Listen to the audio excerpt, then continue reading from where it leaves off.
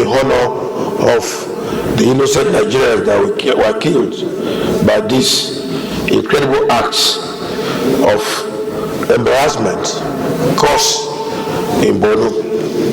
As a matter of fact, Mr. President, just recalling Thomas Hobbes here is looking day and day that life of man is short, brutal, and terribly embarrassing if the Leviathan refuses to respond to the insecurity going on day by day, particularly in Nigeria. And this can be very, very dangerous. Living with insecurity is gradually becoming the only way to understand security. And we cannot allow this trend to continue because of the danger that is portrayed. I don't want to take much of your time, but I will say clearly, it costs nothing for the intelligent army to get devices in their phone to know where these notorious criminals live. As I to say that we can deploy soldiers, we can deploy technology, we can do all these things, but if we cannot train the mind, these things will continue to happen. Suicide bombing can only be perpetrated by a mind that is not developed. The government should do the right thing.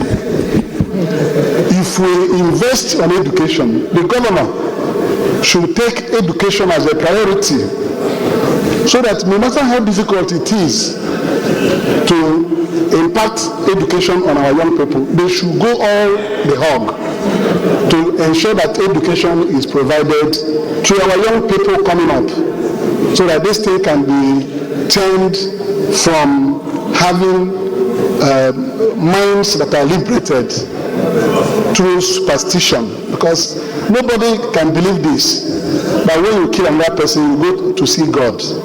Various parts of Nigeria, from east to west, have their reasons for doing what they are doing.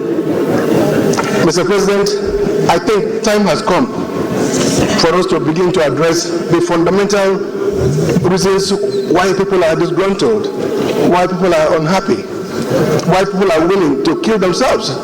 You can just imagine a lady who is probably a mother with children deciding to end her own life. What will make a woman to do that? We should talk less now about the military and arming the military. We've been doing that for years, and it has not changed anything. What we must do at this point is to convene this Senate, this National Assembly must convene some conference. At least we have brought up something very serious here, that we should also employ a lot of technology. The technology don't need to be physically there. We can monitor from miles away to know when there is likely going to be an infraction in security. And also, what happened there could also be described as failure of intelligence. Because we have so many suicide bombers gathering together, it means we've not penetrated their camps. Otherwise, we would have known that they were going to strike. So preventive security must also be emphasized. This time around, the Nigerian Army and other security forces responded promptly and gallantly. In fact, one soldier lost his life and a civilian JTF when they confronted the fifth suicide bomber that detonated the bomb and killed the three of them there. One was a soldier. And mostly, Mr. President and distinguished colleagues, that soldier that sacrificed his life was from the south. It is I have to mention this because that is the greatest sacrifice one can make. And in fact, that was what led to getting that incident immediately to an end, because they succeeded in arresting one of the last suicide bomber. She's now under interrogation. I must mention here again that these people are already, indoctrinated. All of them their hairs were braided, and they had this melee, and they are confident that they are going to heaven if they detonate and kill the people. In fact, the last woman that was arrested, up to now, the interrogation has not brought out so much, because she's still insisting that she wants to go to heaven, and that is by killing people and detonating the bomb. So, Mr. President, as I said, the black spots are 3.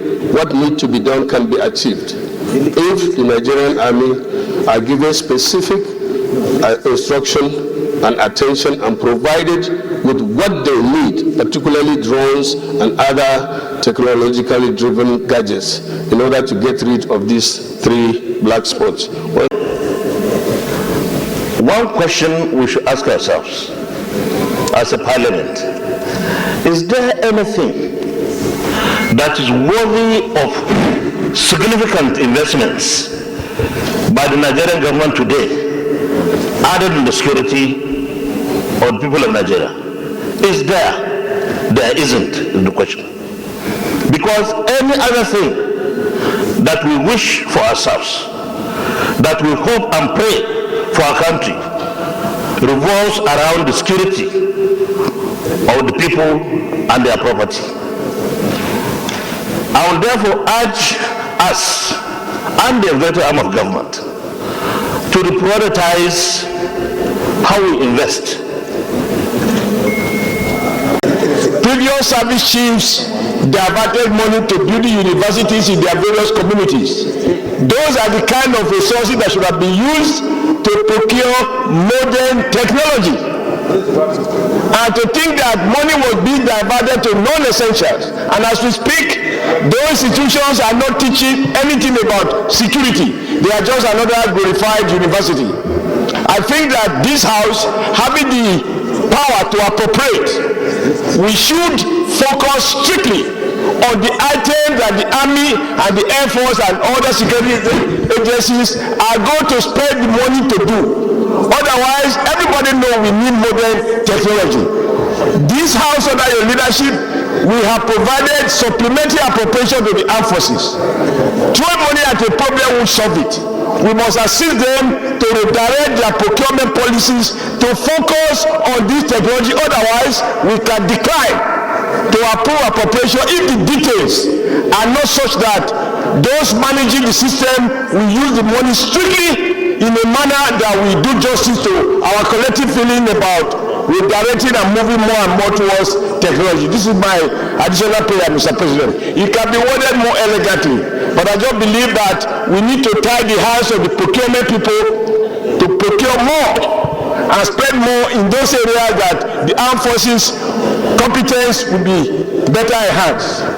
Mr. President, if we have been talking about insecurity, government out, government in, week out, week in, month in, month out, year in, year out, and we are still confronted with the menace of frequent attacks on our communities and the killing of vulnerable, defenseless civilians, then, Mr. President, we want to ask ourselves salient questions and then appeal to government to take the bull by the horn and be the government that will solve the problem of insecurity in Nigeria.